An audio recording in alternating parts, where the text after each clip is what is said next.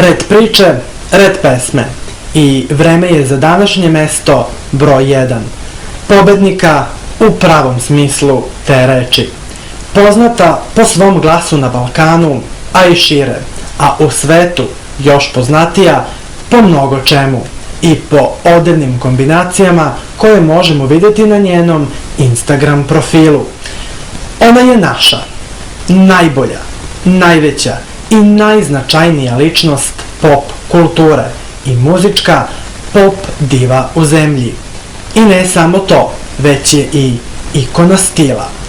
Također, u nedavno završenoj protekloj sezoni muzičkog talenat show programa Zvezde Granda bila je i jedna od članica žirija. Diva Jelena Karleuša.